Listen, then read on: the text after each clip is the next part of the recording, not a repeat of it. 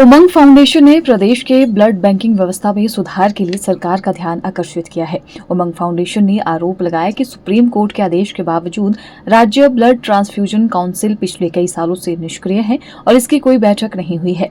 इस काउंसिल का काम ब्लड बैंकों की व्यवस्था को सुनिश्चित करना है, रक्तदान के प्रति लोगों को जागरूक करना है, लेकिन इसके लिए कोई प्रयास नहीं किए जा रहे हैं। इस कमी के कारण मरीजों को रक्त के लिए दर दर भटकना पड़ रहा है।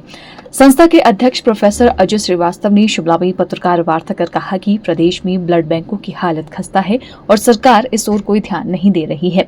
उन्होंने कहा कि उमंग फाउंडेशन पिछले कई सालों से इस मुद्दे को उठा रहा है, लेकिन सरकार ने अभी तक कोई ठोस कदम नहीं उठाया है। प्रदेश के ब्लड बैंकों में खून की भारी कमी है। उन्होंने कहा कि कई बार मरीजों को खून नहीं मिल पाता है और उन्हें परेशानियों का सामना करना पड़ता है। उमंग फाउंडेशन ने कई बार रक्तदान शिविर आयोजित किए, लेकिन यह समस्या का अस्थायी समाधान नहीं है। उन्होंने सरकार से मांग करते हुए कहा कि वे ब्लड बैंकों की हालत में सुधार के लिए ठोस कदम उठाएं और सुप्रीम कोर्ट के आदेशों और संबंधित कानूनों का पालन करें। साथ ही राज्य ब्लड ट्रांसफ्यूजन काउंसिल को सक्रिय किया जाए और ब्लड बैंकों की व्यवस्था में सुधार के लिए ठोस कदम उठाए जाए। हम सब जानते हैं कि रोज रक्त की जो है दिक्कत आती है। मेडिकल कॉलेज शिमला में भी, टांडा में भी और बहुत जगह आती है। आज भी मेरे पास 2 सुबह कॉल आई क्योंकि मेरा नाम मेडिकल कॉलेज के ब्लड बैंक के बाहर लिखा है कि जब इमरजेंसी हो तो आप कॉल करें। 1-2 नाम और लिखे हैं, तो रोज में रात तक फोन आते हैं और जो दूसरे लोग समाज में काम कर रहे हैं उनके पास भी फोन आते हैं। बहुत शॉर्टेज रहती है, लेकिन कभी भी इस शॉर्टेज क्यों है ये जानने की कोशिश कोई नहीं करते। हम भी आमतौर पर नहीं करते। हम भी रक्तदान शिविर लगाते हैं। 1 जनवरी को हमने शिविर लगाया, अभी 1 फरवरी को लगाया, और जैसे जैसे सर्दियां ज्यादा पड़ती हैं हम कैंप भी आमतौर पर लगाते रहते हैं।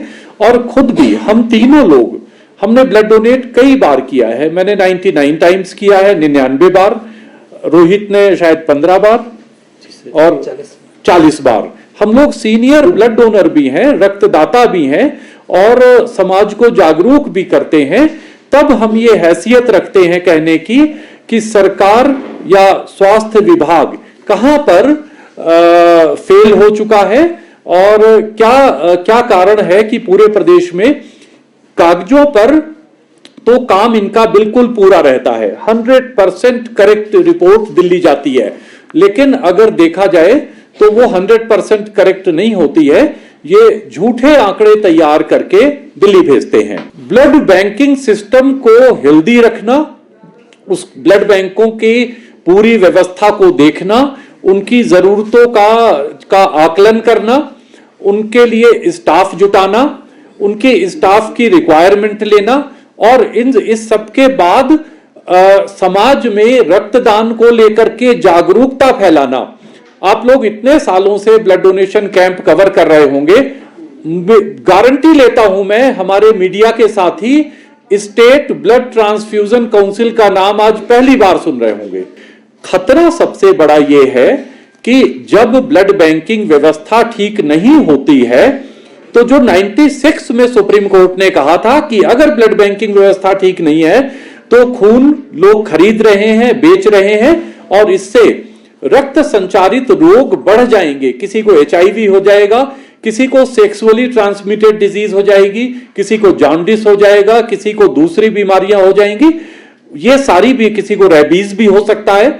ये सारी बीमारियां खून के जरिए फैल सकती हैं। तो इसलिए ट्रांसफ्यूजन काउंसिल को सारी जिम्मेवारी दी गई थी। ब्यूरो रिपोर्ट, चैनल 9, मंडी।